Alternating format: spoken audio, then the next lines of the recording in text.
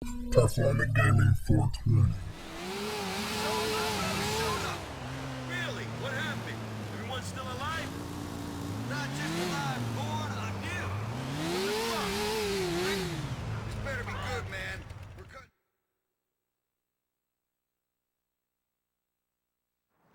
Split Sides Comedy Club welcomes Frankie Boyle. Hello? Yeah, Frankie! Yeah, shut it, pal. You'll leave here with an asshole like a yawning hippo's mouth. I'm quite a grumpy bastard. I drink that electrolyte drink to do the shows. It's good that they finally managed to can anxiety, isn't it? It's good that there's a drink that gives me the resting heart rate of a serial killer ejaculating into a school sock.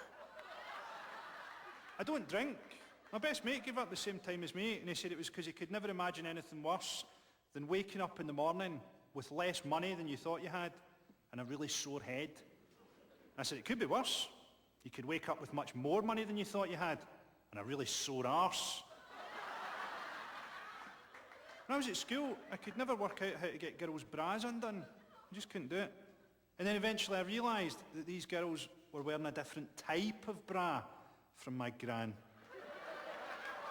If you don't like that, you're going to fucking hate this next bit.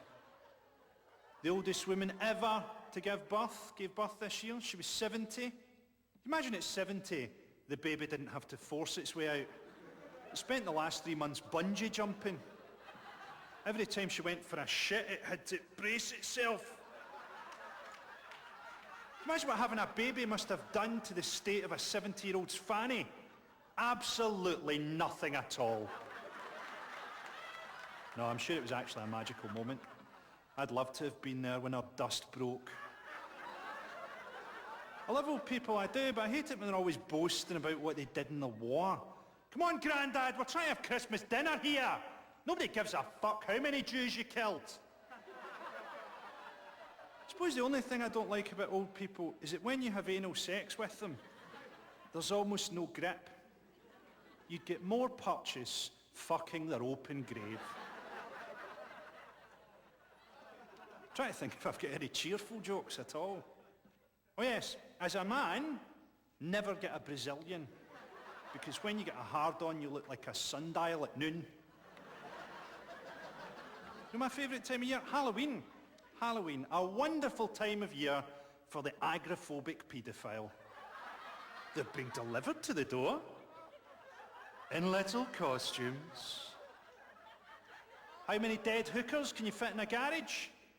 Another 2 if I move my bike.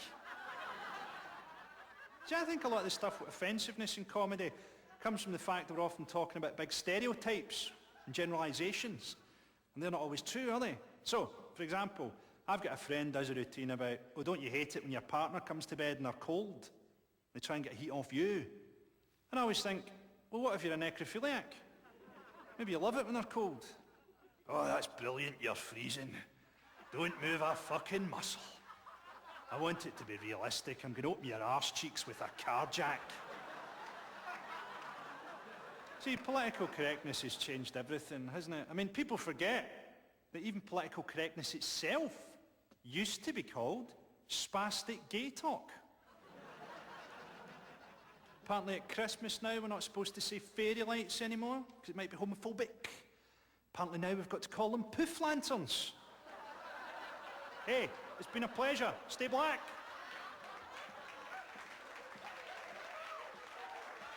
Performing Gaming 420.